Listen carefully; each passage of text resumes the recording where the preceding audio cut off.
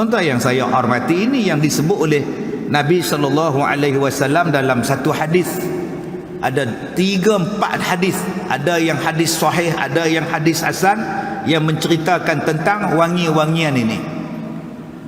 Nabi sebut apa? Ayyumam ra'atin ista'tarat famarrat ala qaumin liyajidu min rihiha fahiya zaniyah. Mana-mana perempuan yang memakai wangi-wangian dan berjalan melewati satu kaum dan didapati bau daripadanya, maka dosanya seperti seolah-olah berzina. Ini ada hadisnya, tuan-tuan. Okey, ada hadis tentang orang perempuan yang memakai bau-bauan, yang memakai minyak wangi.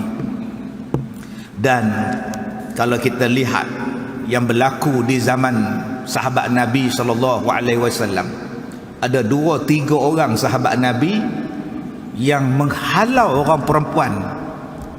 Dia dalam perjalanan nak ke masjid, jumpa dengan satu perempuan yang pakai minyak wangi, lawa-lawa wangi bau ni. Sahabat Nabi ni tahan. Antaranya siapa dia? Umar Al-Khattab. Yang ni cengeng tu ni, garang ni. Yang keduanya Abu Hurairah radhiyallahu an. Dia tahan perempuan ni, dia suruh pergi balik. Hang balik, hang pergi mandi apa semua lu, tak ada minyak wangi, baru hang datang ke masjid. Seorang sahabat Nabi nama dia Abu Hurairah, seorang lagi sahabat Nabi namanya Umar Al-Khattab.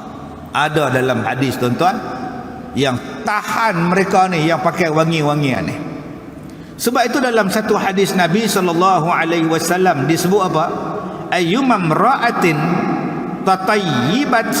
tatayyabatin thumma kharajat ilal masjid lam tuqbal laha salatun hatta tastaghsil. Mana-mana perempuan yang pergi ke masjid memakai wangi-wangian, tidak diterima solatnya sehinggalah dia mandi, yakni dia menghilangkan bau wangi dia tadi. Baik, persoalannya, adakah kita langsung tidak boleh memakai, orang perempuan langsung tidak boleh memakai wangi-wangian? Baik, tuan-tuan tengok dalam hadis ni. Pertama, ayyumam ra'atin istaqarat famarrat ala qaumin. Dia sebut mana-mana perempuan yang memakai bau-bauan lalu keluar daripada rumah, maka lalu dia atas suatu kaum supaya mendapat mereka itu akan baunya. Maknanya dia keluar di tengah majlis, dia masuk di tengah majlis, dia duduk bercampur, dia lalu di hadapan orang lain daripada laki-laki yang ajnabi dengan dia. Satu. Jadi akak-akak, abang-abang, isteri kita kena jaga. Bila nak keluar daripada rumah, hang pakai wangi-wangi pasal apa ni? Pasal saya nak masuk majlis, saya nak campur dengan orang, saya nak pergi semayang, saya nak pergi kenduri kahwin, saya nak pergi mesyuarat, saya nak pergi pejabat. Sebab tu saya sembur minyak wangi banyak-banyak abang oi, supaya depa bau wangi minyak wangi saya. Maka isteri kita ni dah buat dosa macam orang berzina.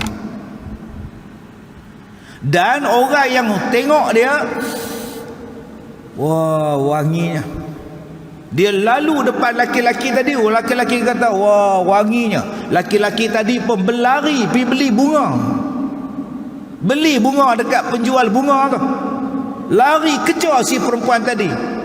Sebab apa? Sebab wangi sungguh awak, saya suka pada awak. Ni dalam iklan dalam TV 20 tahun dulu, kalau tuan-tuan ingat. Laki-laki yang macam tu berbuat dosa zina sebab suka pada yang tu.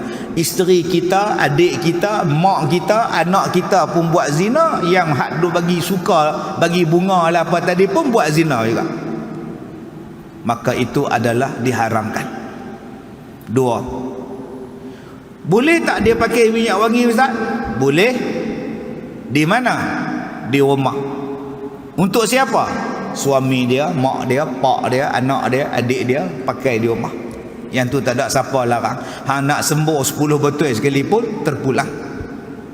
3. Boleh tak ustaz kalau dia keluar daripada rumah dia pakai minyak wangi? Minyak wangi apa? Minyak wangi apa? Ini yang ketiga ni. Dia pakai minyak wangi tu tak kuat ustaz, sekadar dia calik sikit je. Yang mana wangi tadi ustaz sekira-kiranya hanya untuk menjadikan orang selesa duduk dengan dia. Sebab ada setengah orang bau ketiak dia tuan-tuan, satu ofis perit, perat.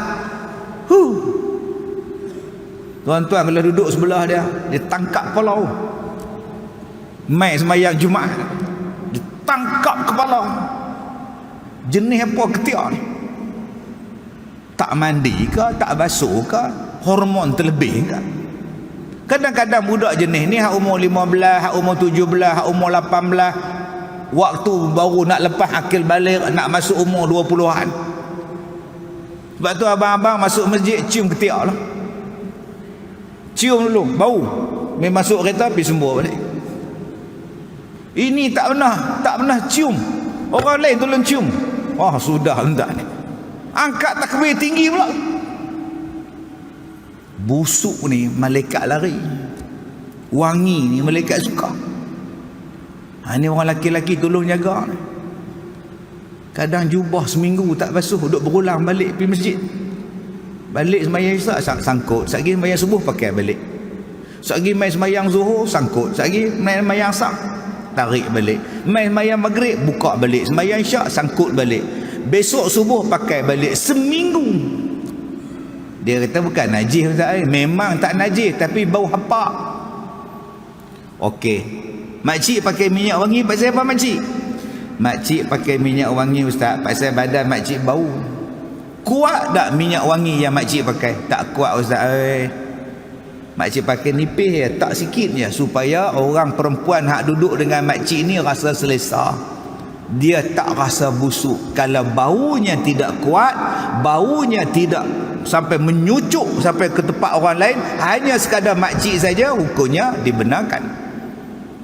Begitu juga kalau dia guna deodorant. Saya pun tak tahu, tak nak pakai deodorant tu, nak kata je benar tu. Dia bulat lagu tu, hak atas itu bulat tu. Mai do gomoy kat ketiak. Do lagu tu duk gomoy tu, nama dia apa tu nak sebut tak erti. Dia macam ball, roller. Jenis tu. Ada setengah orang dia perkena kawan dia ni elok ni roller kat pipi, hang jerawat banyak. Kawan bodoh pi bubur ni tak ni. Padahal hamba Allah tu baru roll dekat ketiak dah. Ada juga perkena lagu tu. Dia pun lain macam bau dia nak, lain macam ketiak hamba Allah. Yang tu bukan minyak wangi, dia sekadar nak bagi hilang bau. Ataupun dia ambil minyak, dia ambil apa nama bedak, dia tempek. Bedak dia tempek. Yang tu bukan minyak wangi, dia tak bau pun. Ataupun tadi yang saya sebutkan pada tuan-tuan, penyah bau. Ni yang nama jenis hibka ni, dia kesat bau, dia jadikan ketiak kita ni kering, ketiak kita tidak basah dan tidak bau badan kita. Maka itu dibenarkan pakai pada orang perempuan. Tak jatuh salah. Yang kata tadi ialah dia pakai yang mana bila dia lalu ni tuan-tuan, dia bau. Ni jaga-jaga ni. Baru ni saya naik kapal, naik kereta api. Naik kereta api daripada Madinah pergi ke Mekah. Dalam ihram tu. Duduklah ihram naik kereta api laju tu. Dia boleh pergi 270 sampai 300 km sejam. Mai pramugara tu lalu, Allah wangi satu gerabak. Rasa nak tanya minyak wangi jenis apa. Satu gerabak kereta api tu wangi, dia lalu tu. Pramugara kereta api bukan pramugara peterbang. Kalau pramugara kereta api pun wangi bau dia, agak-agak pramugari ke peterbang lagi mana pula. Jadi akak-akak yang kerja pramugari di atas kapal terbang tu jaga elok. Jangan duk wangi sangat. Sampai satu kapal terbang duk bau wangi kita ni. Takut kita ni tuan-tuan dapat yang kita duk sebutkan. Okey. Dalam satu hadis Nabi SAW, Nabi kata apa pada kita? Nabi kata, inna khaira tibir rijal, bukan, inna khaira tibir rajul ma zahara rihuhu wa khafiya launuhu wa khaira tibin nisa ma zahara launuhu wa khafiya rihuhu. Perangai orang laki-laki ni, dia suka bau. Yang pakai minyak wangi tadi, yang saya kata tadi itu pramugara. Pramugara pakai minyak wangi pun, saya hak jantan ni pun amboi, jenis apa ni? Ini perangai orang lelaki. Dia suka kepada minyak atar, dia suka kepada minyak wangi. Nabi sebut, inna khaira tibir rajul ma zahara rihuhu. Sesungguhnya wangian yang baik bagi laki-laki adalah yang zahir baunya, wa khafiya launuhu, tapi tak nampak warnanya. Ulang balik. Minyak wangi yang bagus untuk kita orang laki-laki apa dia? Minyak wangi yang zahir baunya tapi warna dia tak nampak. Ini dia tuan-tuan ni. Sebab tu datang masjid pakai minyak wangi yang zahir bau dia. Yang orang letak dekat tu nama dia atar tu. Saya mata kelabu tu ya tuan-tuan tu. Tu nampak tu atar. Tu kat tiang. Yang tu agak-agak RM1 sebotol. Tu atas kepala sahabat kita. Ada orang sedekah, dia letak setiap tiang tu tuan-tuan. Belakang tu ada, belakang tu ada, belakang tu. Hak tu lagi banyak. Tu dia sedekah tuan-tuan tu untuk kegunaan masjid. Jangan tuan-tuan belasah buat balik pula. Saya minta yang mana yang nak tinggal minyak wangi tu, buatlah minyak wangi hak wangi. Jangan hak RM2.5. Bila pakai tu jadi pening. Warna hitam melekat berkarat. Ustaz, kalau buat mahal, lebuh tak? Itu yang saya buat murah tu. Ada pula yang rajin, dia beli minyak wangi hak murah, pi tuang pula dekat kapet tempat sujud. Bila kita sujud kena tang hidung, Allah bau. Lalah bila sujud tak kena hidung, kena daya, tahan nafas dia. Tu imam pula doa apa panjang bila waktu sujud pula dah duk maki dalam jadah sungguh dah tak. Nak letak hak di masjid ni, letak hak wangi tuan.